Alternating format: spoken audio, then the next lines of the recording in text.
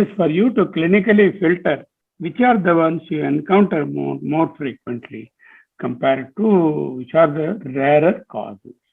That is because rare causes are rarely correct. If you diagnose common causes, you are mostly correct. If diagnosis is about a common cause, you will be mostly right. If you diagnose a rare cause, you will be rarely correct. This is a saying of my professor, under whom I learned.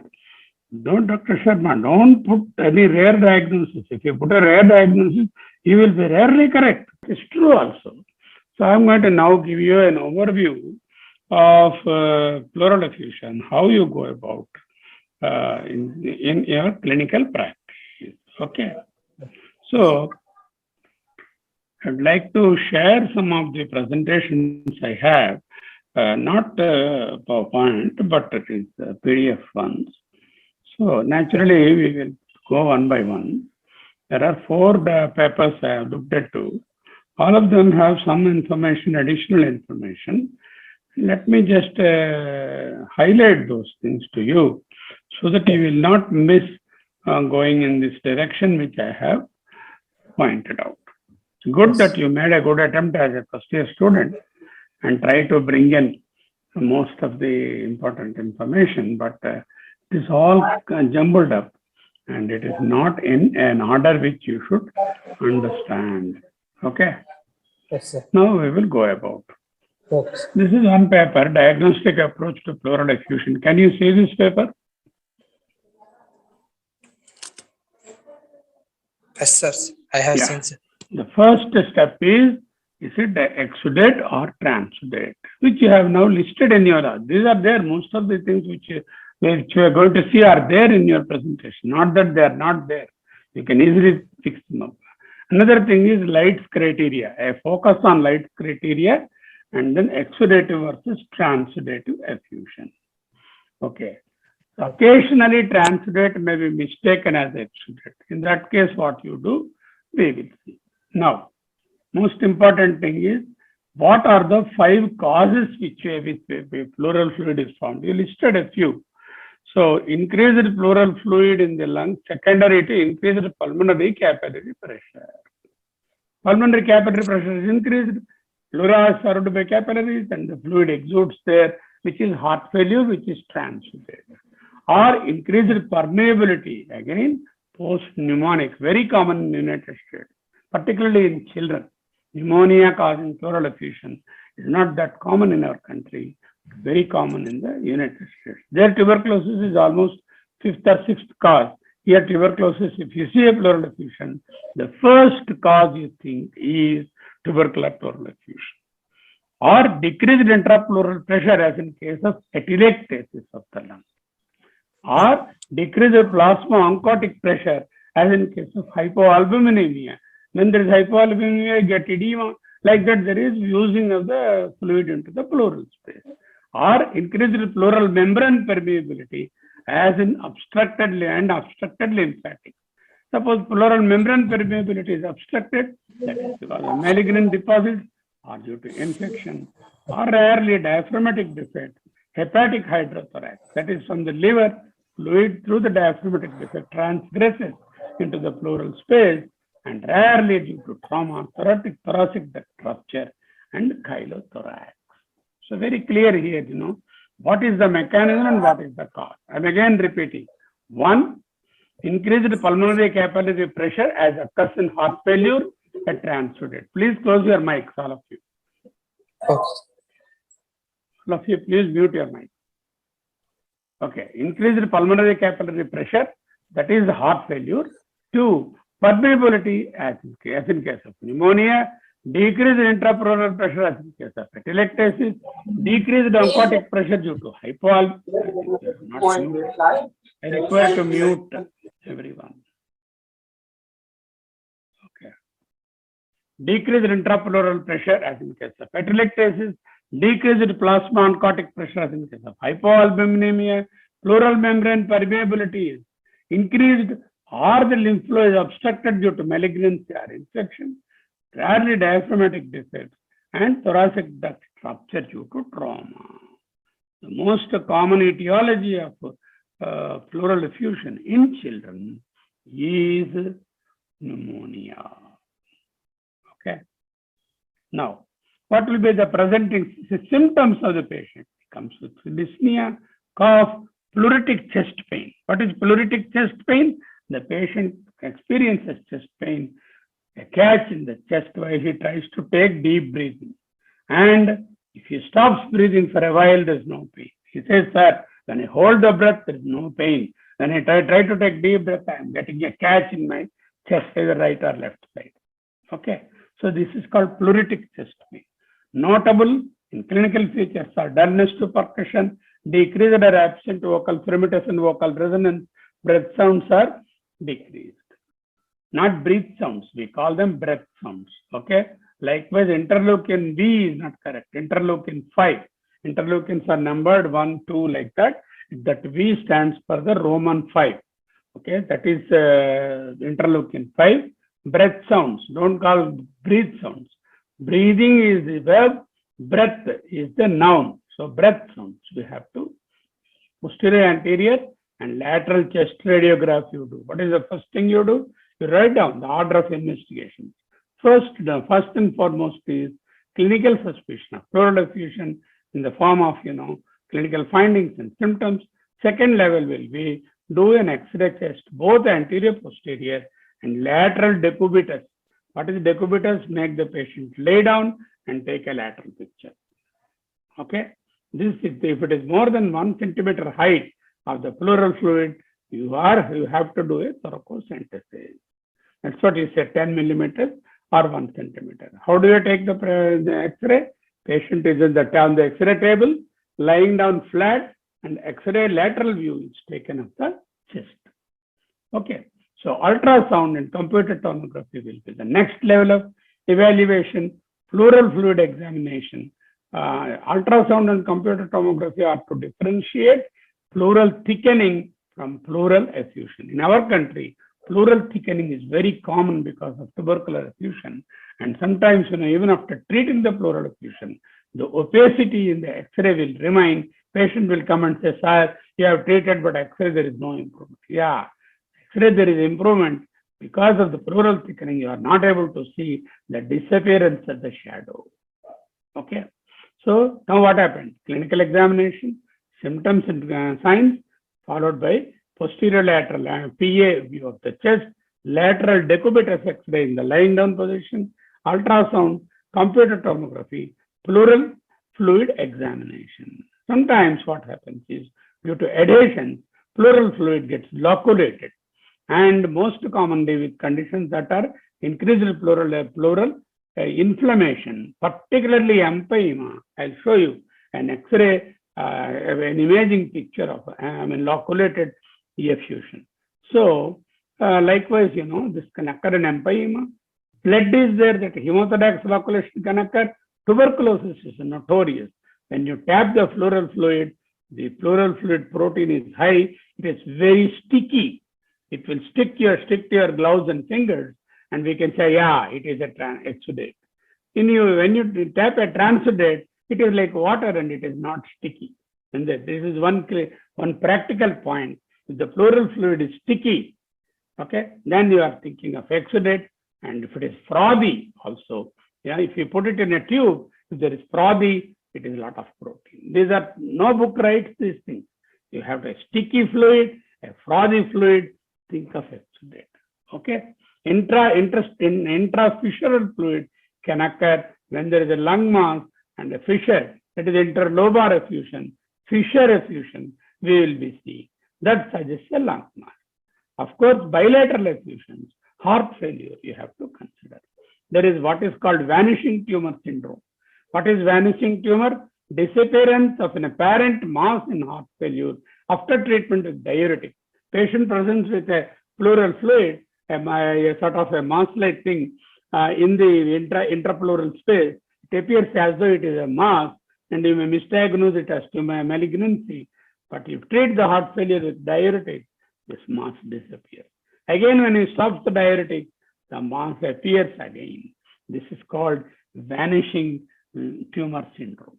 Vanishing tumor or pseudo tumor. Heart failure is by far the commonest cause of bilateral pleural effusion. If somebody has got bilateral pleural effusion, consider heart failure as the first diagnosis. Okay, and associated cardiomegaly, you are sure it is heart failure is the cause. Suppose there is no cardiomegaly and bilateral effusion, malignancy is the cause. Okay, you have to investigate for malignancy. So what did we learn? Loculated pleural effusions due to inflammation, empyema, hemothorax, tuberculosis. Loculated. Intrapleural fissural fluid can mimic a lung mass, and this is called vanishing tumor or pseudotumor. And this occurs in heart failure, treat with diuretic, the mass-like lesion disappears. Again, when the patient stops diuretic, it again reappears. This is called vanishing tumor. If you have a patient with bilateral pleural effusion, the first diagnosis is heart failure. More so when you have cardiomegaly present. In the absence of cardiomegaly and signs of heart failure, like no signs like no pedal edema, no breathlessness, but bilateral pleural effusion, you are in for the diagnosis of malignant pleural effusion. You see the way in which I am presenting? This you should learn, not reading from the slide. If you start reading from the slide, everything will be like reading a book or a journal or a paper or a newspaper. You will not get exactly what you have to understand. When you read a paper like this, you highlight whatever is important and try to remember or recapitulate or read the highlighted portions again. Lung effusions may opacify entire hemithorax. Sometimes one hemithorax is full of fluid and push the mediastinal side. I have seen several patients have massive pleural effusion with mediastinal shifted to the opposite side. Here another clinical point. If you have pleural effusion with mediastinal shift not to the opposite side, maybe in the mid position or to the same side, you consider mesothelioma and tumors. So there is pleural effusion, there is shift to the same side. You have to think of malignancy. Opposite side, of course, any of the causes. You see here, key recommendations, thoracentesis has to be done, pleural effusion to be examined for exudate or transudate, pleural effusion protein and albumin gradients have to be obtained, lymphocytes have to be checked, and then adenosine deaminase has to be checked, and all the things. When you take out the pleural fluid, what are the things you do? You check one, the ratio of pleural fluid protein to serum protein. So these are the Light's criteria. Light's criteria are three. You have listed them very clearly. One, ratio of pleural fluid protein to serum protein. Normally, pleural fluid should not contain protein. Let us say serum protein is 4 and the pleural fluid protein is 2.5. The ratio will be more than 0.5. If it is 1 milligram, let us say in the pleural fluid, and in the serum it is 4, it is 0.25, then it is not an exudate. An exudate means the pleural fluid protein will be more than half of the serum protein. Number 2, pleural fluid LDH to serum LDH. It is more than 0.6. That means normal serum LDH is around 200 or 250. And here you do the LDH, lactase dehydrogenase enzyme. It should be at least 60% of that value or more. That is 0.6. 3, the pleural fluid LDH is greater than 2/3 of the upper normal limit. There is a value of the upper normal limit in the lab. Here my LDH is more than 2/3, that is 66% or more. That means, irrespective of the serum LDH upper limit, this has crossed more than 0.66. It is again an exudate. Now, all of you must remember on your tongue tip what are the Light's criteria. Again, I am repeating. 1, take the pleural fluid and then examine for protein. Quantify the protein. And you have serum protein. Serum protein normally is 4 grams, and here it is more than 2 grams. Then exudate. LDH value, normally it is 150 to 250. Upper limit is 250. At least 66% of the upper limit, it is exudate. Or whatever is the patient's value, more than 0.6 of that patient's value in the serum is an exudate. These are called the light criteria. What did I do? I did clinical examination, then I took an X-ray, posterior and anterior lateral, and then lateral decubitus. I took, then considered fluorosynthesis or thoracosynthesis to draw the pleural fluid. Ultrasound and CT I reserved for special cases, and I also understood what is loculated effusion, what is vanishing tumor syndrome, and also I understood bilateral pleural effusion with cardiomegaly, heart failure, without cardiomegaly, and other signs of heart failure, most likely malignant. Once I do the thoracosynthesis, is it sticky? I observed, yeah, it is sticky, it is exudative. Is it frothy? Yeah, it is exudative. These are practical applications. Then the pleural effusion, to confirm it is exudative, immediately you do the pleural fluid protein and serum protein. More than 50% in the pleural fluid, yeah, it is exudative. Or LDH in the pleural fluid, LDH in the serum, more than 0.6. Or irrespective of the LDH in the serum, you know the upper normal value of LDH for that particular lab, and you do the pleural fluid alone, you don't do the LDH now in the serum, and if it is more than 0.66% or 2/3, you are in for a diagnosis of exudation. Why this is important? Because the causes of exudative pleural effusion are very different from the causes of transudative pleural effusion. Serum effusion protein or albumin gradient. What is that? Serum minus effusion protein.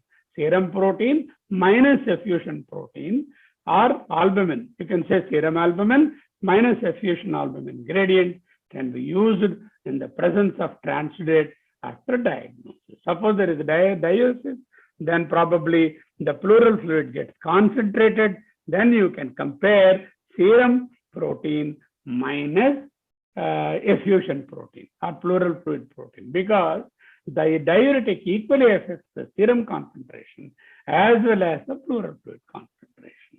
Another thing, now I look for the cell type. If it is neutrophil, most likely pneumonia. If it is lymphocyte predominant, most likely tuberculosis. If it is blood cells, blood, most likely malignant. Three types can happen: neutrophils, eosinophils, and then lymphocytes and RBC. If predominant lymphocyte, tuberculosis. Predominant eosinophil, drug-induced. Predominant neutrophil, pneumonia or any acute infection. Predominantly blood, malignancy.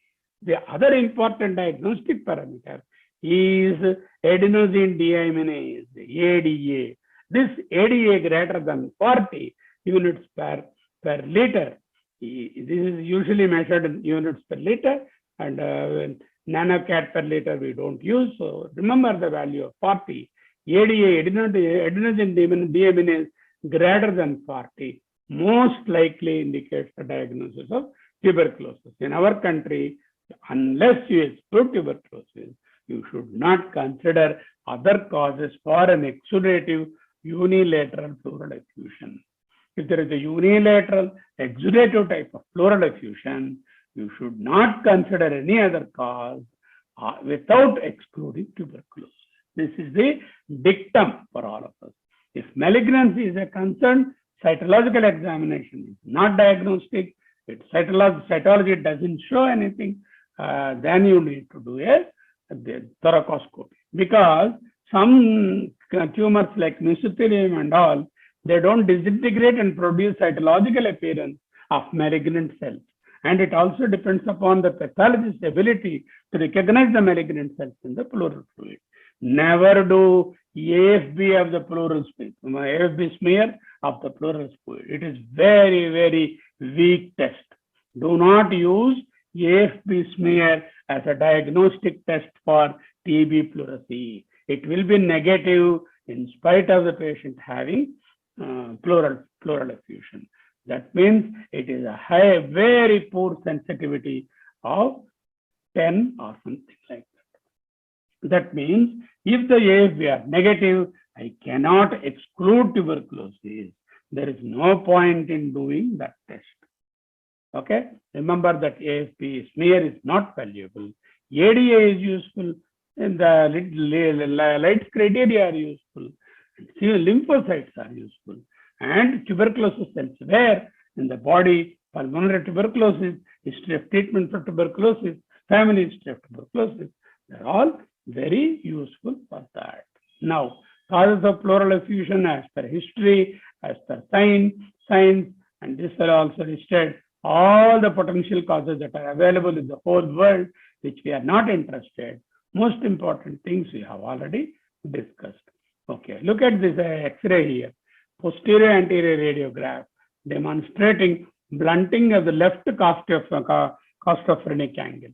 You can see here the left costophrenic angle is totally merged. Heart is merging with the left-sided pleural effusion. Okay, you can see here left lateral decubitus of the same patient demonstrating large amount of free fluid.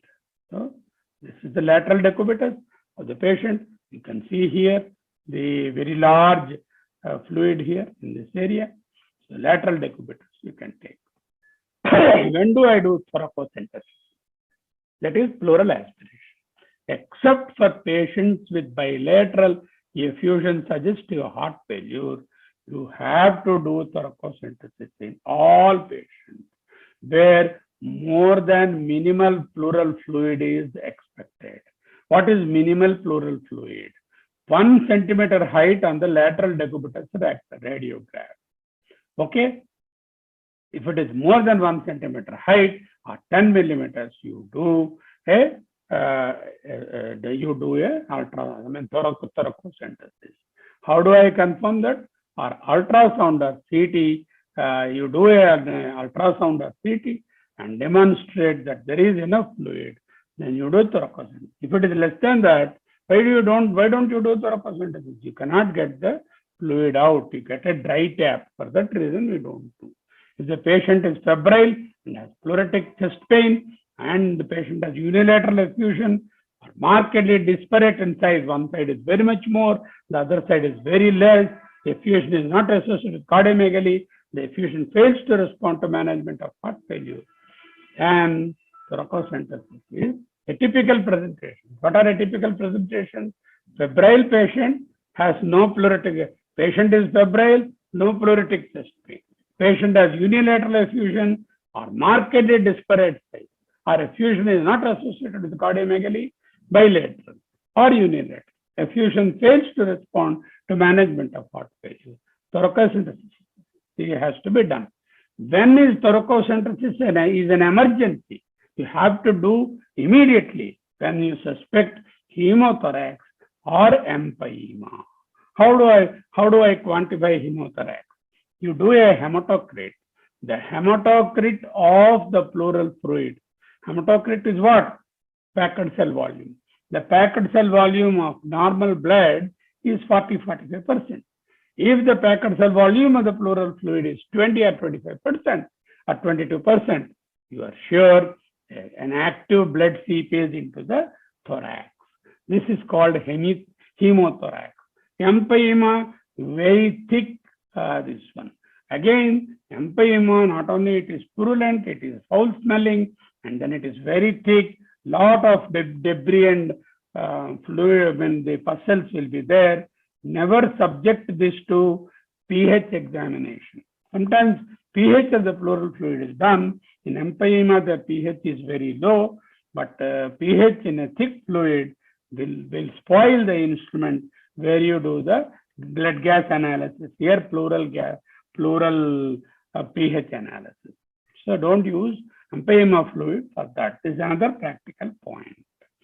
Then, because of the why we require to know about the hemothorax and empyema, we have to put tube thoracostomy and not simple thoracosynthesis. You use a Malicot's tube or any other indwelling tube to drain the blood and the pus from the pleural cavity. And better always do an ultrasound guided thoracosynthesis, more so in case of loculated pleural effusions. Otherwise, you will come out with a dry tap or little blood because of trauma, and you may say there is no fluid. So better to do. Nowadays, we don't have the facility of ultrasound guided when we were students and practitioners. and we had to blindly do it. Now you people have the ultrasound guide, so you can always use that. The gross appearance is very important. Turbidity of the pleural fluid can be due to debris or cells, particularly empyema. High lipid levels, triglyceride more than 110 in the pleural fluid is chylothorax. Blood stain fluid, hematocrit greater than 1%. That is, see, hematocrit is, sorry, I said 50%. No, not. Hematocrit greater than 1%. What is the hematocrit normally? 45 there. Here, if it is at least 1% of the blood cells have come into the pleural space. Narrows the differential diagnosis to pleural effusion, malignancy, trauma, pulmonary embolism, and pneumonia. Okay. Hematocrit of the pleural fluid exceeds 1% means these are the following conditions. What is that?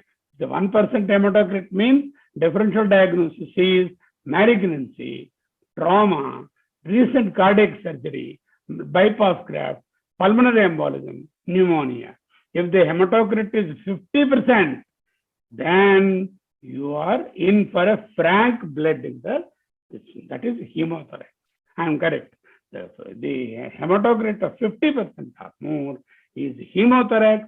Hematocrit of more than 1%, evidence of blood in the pleural fluid can occur due to 4-5 conditions: 1 malignancy, 2 trauma, 3 pulmonary embolism, 4 pneumonia.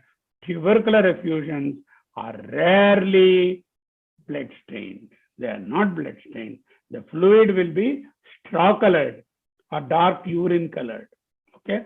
Whenever you pass the first morning urine, it will be dark in that color.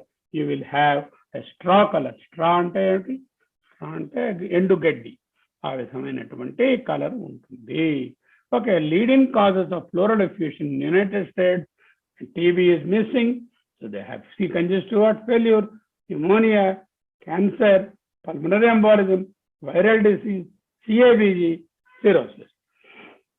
As far as leading causes of pleural effusion in India, tuberculosis, non-congestive heart failure, pneumonia in children, and then malignancy, and cirrhosis, transitive effusions are more common.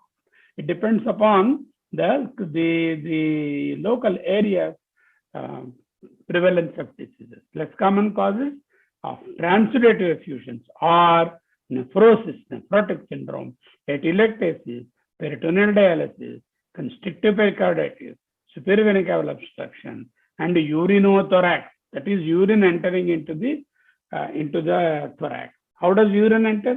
There is an obstruction, tumor, stricture happening onto the ureter, and then ureter swells up and ruptures through the diaphragm into the system. Then the pleural fluid will look like a TB pleural fluid only, but does not have any blood there, and it will have urine odor, urinothorax, not very common. Okay. Now, pneumonia, malignancy, thromboembolism are the commonest causes. Lights criteria, we have already discussed. You also presented the lights criteria. Now, they have also got a sensitivity analysis of pleural fluid. How likely will be an exudate if the pleural fluid serum protein ratio is this much? A ratio of more than 0.71, definitely it is exudate. 0.66 to 0.7, the likelihood ratio drops. If it is less than 0.3, it is not likely to be exudate. This is what we know. They did a likelihood analysis. It's fine, but it's a more statistical thing rather than understanding. Anything less than 0.3 is definitely transudate. Anything more than 0.5, the pleural fluid exudate. More than 0.6, it is confirmatory. Pleural effusion, likelihood ratio, I am not interested to present. Pleural fluid for total white blood cell count, differential count, I told you. If you have lymphocytes, it is tuberculosis, eosinophils, drug-induced, and then malignant cells, it is malignancy, or blood cells also, it is malignancy. These are the things. Adenosine diamine is very important. Cytology is important. Glucose less than 60 usually in infections, empyema, tuberculosis, malignancy, rheumatoid arthritis and all. LDH also we have looked at. LDH fluid to serum LDH ratio we have looked at. Protein fluid to serum fluid. Protein in the fluid, protein in the serum we have looked at. Red blood cell count, white blood cell count we have seen. Eosinophils we have seen. Lymphocytes we have seen. Neutrophils we have seen. Neutrophil rich fluid, heightened suspicion of para-pneumonic effusion, lymphocytic predominance suggests cancer or tuberculosis, and then eosinophils suggest drug-induced. Then pH measurement. Whenever you do pH measurement, you have to collect in anaerobic environment and heparinized syringe. Another practical important is when you want to send the pleural fluid for analysis, do not send in plain glass tube. All of you may be doing that. Use an anticoagulant in the tube. Okay? If you use an anticoagulant, the cells will not clot and you will get a proper cell count. If you don't do that, what will happen? All the cells will clot and settle down, and the supernatant pleural fluid will not give you any cell count. Means that you will miss the diagnosis. So the simple practical step is you have to use an anticoagulated EDTA added tube to use the pleural fluid for analysis. While sending itself, you make sure. Likewise, when you want to collect it for blood gas analysis, you have to collect it anaerobically because air from the atmosphere will contain oxygen and carbon dioxide. That will change the pH, particularly the carbon dioxide of the environment changes the pH. So you have to do it anaerobic collection. Never send fluid of empyema into the blood gas machine because it clogs the machine. Amylase, cholesterol mainly, triglyceride, culture, hematocrit of the fluid, interferon, you have also said interferon 5, anti-proBNP is very important because in heart failure, not only the serum anti-proBNP is raised, it is very, very much raised, and pleural fluid anti-proBNP also will be raised. Amylase is raised when there is malignancy or when there is pancreatic disease or when there is esophageal rupture into the pleural cavity due to varicose vein treatment or something like that. Esophageal variceal treatment and others.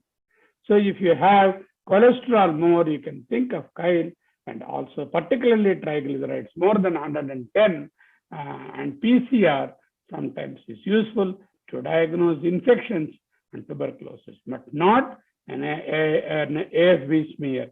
Tumor markers also can be done. Okay. Pleural fluid pH value less than normal pH is how much?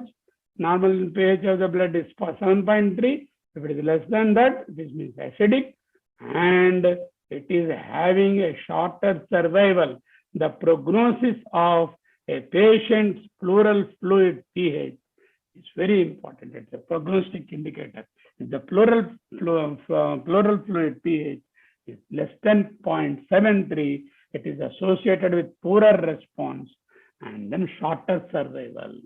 Fluid glucose concentration less than 60 to identify parapneumonia. Pleural fluid ADH more than 40 to identify tuberculosis. pH for survival of a malignant patient. Glucose less than 60 because the acute infection causing microorganisms are fast growing. They consume glucose for their growth, so much so the sugar also they consume, the glucose values are reduced. Same thing with the CSF also. If it is bacterial sort of meningitis, you have very low sugars. That is the same thing here also. ADA is increased in tubercular pleural effusion.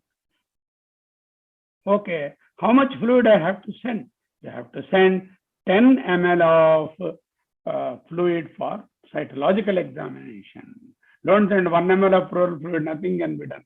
You have to send 10 ml in an anticoagulated bottle. Another thing is never do tuberculin test to confirm or rule out tuberculosis. It is one of the useless tests in this country, very often done by clinicians without any knowledge of what it is.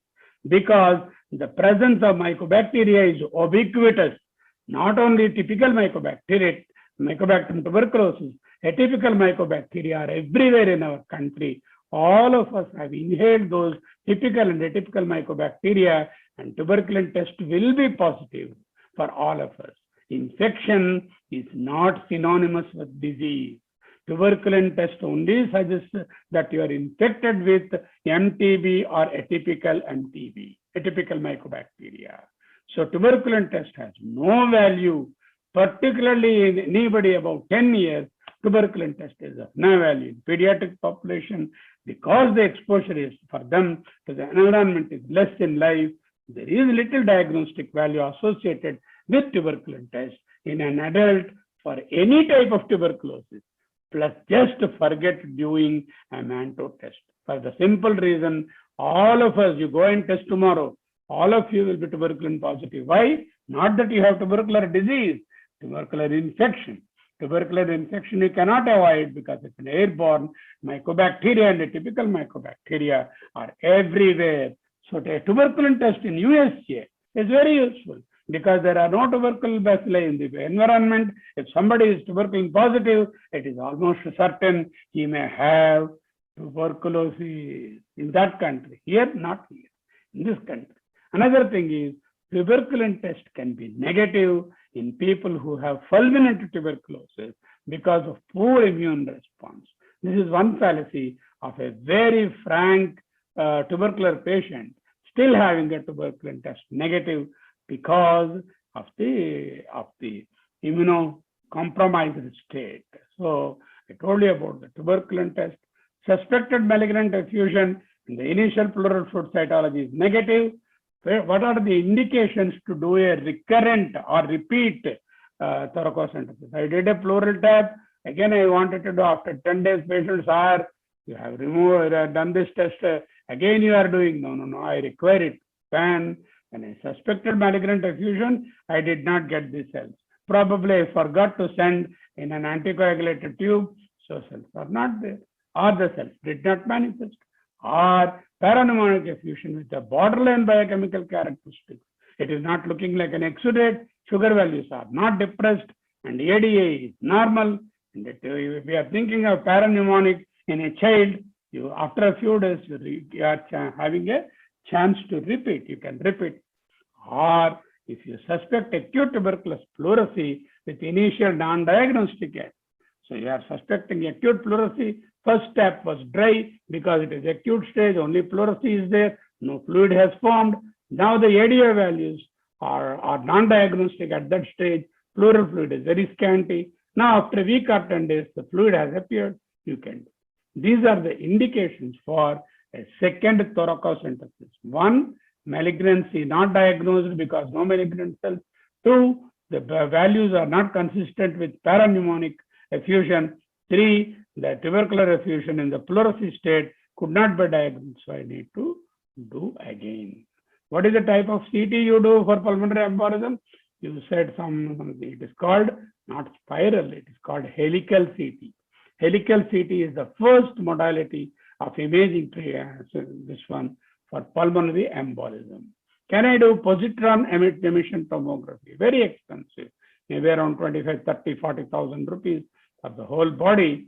Useful only when you are considering malignant pleural disease.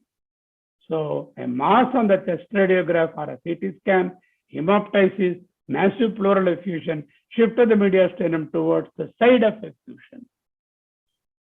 See here, there is a mass on the chest X-ray or a CT, associated hemoptysis, massive pleural effusion, shift of the mediastinum towards the same side, consider malignancy. Percutaneous pleural biopsy, when do I do take a pleural biopsy? For the histology of the pleura, 80% sensitive, and pleural biopsy to be done under ultrasound guided, otherwise you end up in iatrogenic pneumothorax. You have to be very careful. Strongly suggested by, however, diagnosis of tuberculosis, you don't require pleural biopsy. ADA itself is a very good test to diagnose. Then you also have what is called a thoracoscopy. That means put indwelling scope into the thorax and examine. Very useful. in cytology negative pleural effusions when you are suspecting malignancy. So criteria for referral 15% of the patient, whatever test you do, you will not be able to pinpoint this is the diagnosis. Then probably you require to undiagnosed pleural effusion, thorough evaluation has to be done, and probably involve the pulmonologist also at that time point. Till then, I don't involve a pulmonologist normally for a pleural effusion. Don't try to push it to somebody. If you start pushing everything to the respectology, cardiology, pulmonology will be left with nothing to treat. So try to diagnose and treat. And undiagnosed pleural effusion, in spite of all the investigations, mostly it is a benign condition. Mostly it is a benign condition. You look here, axial computed tomography scan of a patient with multiple nodules. You can see here the one nodule here, okay, diaphragmatic pleural. This is the liver on the right side, and this is the left side pleural, one nodule, another nodule on the diaphragmatic pleura, metastatic breast cancer. This is the patient of metastatic breast cancer, okay. So this is another thing. Now let us see what else is there. Yeah, this is also very useful. First, what you do, is it more than 1 centimeter on lateral decubitus radiograph? Okay.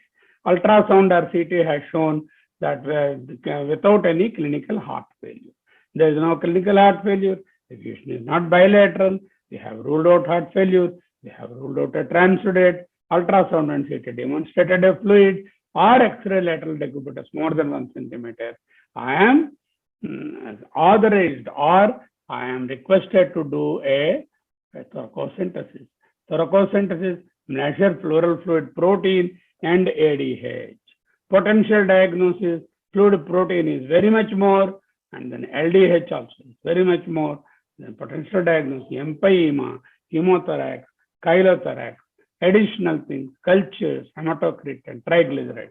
Triglyceride for chylothorax more than 110, hematocrit more than 1% is more than 50% of the hematocrit is hemothorax. Cultures for the respective organisms to treat the empyema. Okay, if any of the following things are met, these are what are called the Light's criteria. Pleural fluid protein to serum protein ratio more than 0.5. Let us say the serum protein is 4, pleural fluid is 2.2, it is more than 0.5. So it is one criteria. Do you think that all the three should be satisfied? No. Any one of them is indicative. Light's criteria, any one of them will guide you in the diagnosis. You don't have to have all the three. Pleural LDH to serum LDH ratio more than 6. No, I did not do the serum LDH, but the pleural LDH is more than 2/3 of the upper normal limit of the lab value. Okay, that is also diagnostic. Diagnostic of what? Diagnostic of exudate.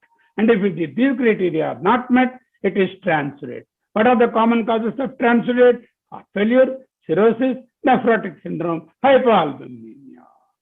Generalized hypoalbuminemia, nephrotic syndrome, cirrhosis, and similar to the causes of edema. Okay. But if it is an exudate, I require to know. Exudates can be anything. It could be parapneumonic, it could be tuberculosis, it could be any other condition. So malignancy also could be an exudate. So how do I do that? Do the pleural fluid glucose, ADA, differential count, cytology, and if suspected of infection, pH and culture. What are the tests I send? If I suspect a transudate, no other test for the pleural fluid. Because if these three things are Light's criteria are negative and it is a transudate, I don't have to go to the biochemistry to further analyze the test. If it is an exudate, then of course I send for the pleural fluid glucose, pleural fluid ADA, total and differential count of the cells, cell cytology, and if I suspect empyema, I look for pH and culture.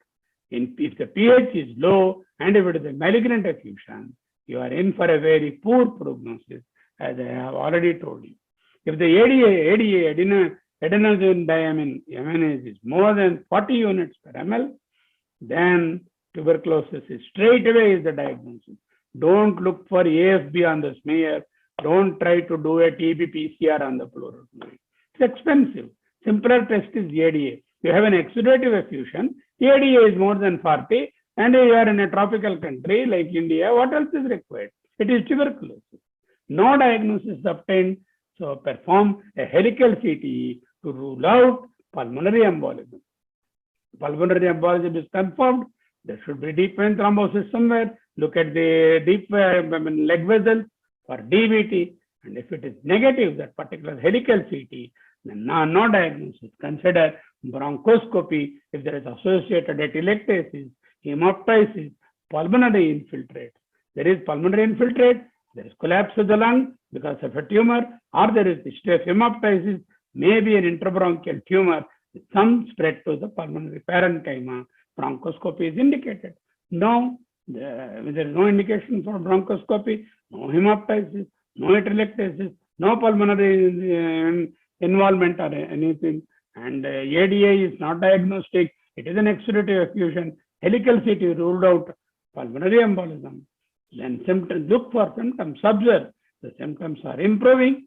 Yes, observe for some more time. Not improving, then you do an image-guided thoracoscopy or pleural biopsy. Okay. Suspected pancreatic pleural effusion or esophageal rupture, then because the ADA looks like an exudate, then pleural fluid amylase you do, then it is pancreatic pleural fluid, pancreatic-related pleural fluid, or esophageal rupture. Amylase will be very much elevated. This chart is very useful to differentiate different types of pleural effusion. Algorithmic approach for the evaluation of patients of pleural effusion. Okay. I think if this completes the presentation, I have 3 other papers with me to share. I do not know we have the time or not, but at least let us see the salient things in those papers. Okay, paper 2, I would have highlighted. So those highlights themselves we can see, not read the entire paper. Okay, tubercular effusion, most common etiology of TB in our country, when in Southeast Asian countries. The 4th cause in other countries, particularly the patient is young and there is a family history or there is a previous history of treatment, you can think of tuberculosis. In US, heart failure, pneumonia, malignancy, pulmonary embolism are common causes. And in our country, tuberculosis, pneumonia, and then heart failure and hepatic causes can be thought of. Then we know the lights criteria, we know the lymphocyte predominance, we know the ADA value, we know the serum to pleural fluid, and NT-proBNP, pleural fluid NT-proBNP is very important for confirming the diagnosis of heart failure. NT-proBNP is elevated in heart failure in the serum, and the pleural fluid also contains a large quantity of NT-proBNP. It is diagnostic, the diagnostic of heart failure. Okay, serum albumin to pleural fluid albumin, that also is important. Cholesterol is important. Triglycerides are important to diagnose. Hematocrit is important, 50% or more. Is hemothorax. Infection-related pleural effusions, para-pneumonic pleural effusion, and then hepatic hemothorax due to the capillary booze or to a communication to the diaphragm. Pleural fluid cytology and PE-related pleural effusion, helical CT, you do and would make it most common cause of pleural effusion in people with DVT. Uncommon transudate, we don't require to study them. Nephrotic syndrome, hypoalbuminemia, superior vena cava syndrome, constrictive pericarditis, common is heart failure and cirrhosis of liver. Urinothorax also be considered, and also in most cases the effusion is urine-like, and then chylothorax be considered. Pleural effusion after bypass graft because they opened the thorax, they did a thoracotomy, and there is a sort of injury-related pleural effusion in case of post-CABG. SLE, and then all these things are very rare. And then pseudochylothorax. Pseudochylothorax is a chyliform cholesterol pleural effusion, and you have, for months or years, if the blood is there in in the pleural cavity, it will have degradation blood products, which looks like a pseudochylothorax. Undiagnosed exudate, you have to do a blind percutaneous biopsy or an image-guided biopsy or an invasive pleural biopsy using a thoracoscope. Okay, so this is all in this paper. So whatever we read in one paper, same thing will be repeated in the other paper. What is there in this paper? Let us see. There are 4 papers I have lined up for you. I have some more, but I did not show you all those things because of the time. Okay, now in this, what did I highlight for you? Yeah, the drugs, of course, our friend has mentioned certain drugs, amidiorone, and the nitrofurantoin, phenytoin, very commonly methotrexate, penicillamine, cyclophosphamide. These little criteria, you know, causes also, you know, common causes, transudate, LVF, cirrhosis, hypoalbuminemia, peritoneal dialysis. Less common, hypothyroid, nephrotic, mitral stenosis, pulmonary embolism. Rare, constricted pericarditis, urinothorax, supravenacal obstruction, ovarian. They are rare. Exudates, common, malignancy, parapneumonic, because they have not put tuberculosis. Because in that country, it is not there. Less common, they are putting. Even there also, it did not put tuberculosis. Whereas exudative tuberculosis is the first one. Okay, look here. This is pacified interlobar fissure. Okay, there are some masses here. You see the deposits, compute contrast enhancement, showing malignant nodular circumferential parietal pleural thickening. This is the masses, and this is the parietal pleural thickening of the parietal pleura. You can see there is an interlobar effusion also. Okay. Now this is the indwelling pleural catheter for hemothorax and empyema. Better to put a large bore tube there. Okay. Staging and biochemistry, you know, simple paranpneumonic, complicated but not required. Here, contrast enhanced computed tomography showing multiloculated empyema. I told you, I will show you. This is a one locule, this is another locule, this is another locule, this is another locule, because of the thick walls separating due to empyema, multiloculated pleural effusion. Most likely diagnosis is empyema thoracis. Key points: use lights criteria, check pH in all non-purulent pleural effusions, send pleural fluid, both sterile and blood cultures, cytology to be done, image-guided needle biopsies. Always consider pulmonary embolism and TB in persistent unexplained pleural effusion. Always consider drug-induced pleural disease, pleural lymphocytosis is common in malignancy, and TB. Always consider malignancy in eosinophilic pleural effusions also, he says. So it is a new thing for me. So probably if it is eosinophilic, it's drug-induced. Sometimes malignancy also probably can produce eosinophilic effusion. I learned a new point. Always mark aspiration biopsy sites for mesothelioma suspected with an India ink to allow radiotherapy to prevent seedling. Okay, so that is important. Graded and calibrated talc and mixed or uncalibrated talc produce risk of serious. I don't know what he meant by that. Okay, rapid assessment. This is important. These are called it's a missed trial is there. That missed trial data has shown the presence of 5 specific factors at presentation are associated with the worst outcome. What are those? 1, renal function more than 7, urea more than 7 millimoles, age more than 65, protein albumin, the reduced serum albumin is, protein serum albumin is 2.5, less than 2.5 grams per liter, 2.5 grams per deciliter or 25 grams per liter. It's okay. Inpatient, hospital acquired empyema, diastolic blood pressure less than 70. Remember the missed trial criteria of a rapid assessment. Is the patient having, this is to prognosticate worst outcome. 1, renal function is more than 7. 2, age more than 65. Serum protein 2.5 grams per deciliter or less. Inpatient acquired empyema, diastolic blood pressure less than 70, and a person with a malignant pleural effusion with a pH less than 7. Yeah, you can see the pleural effusion on the left side, blunting of the costophrenic angle.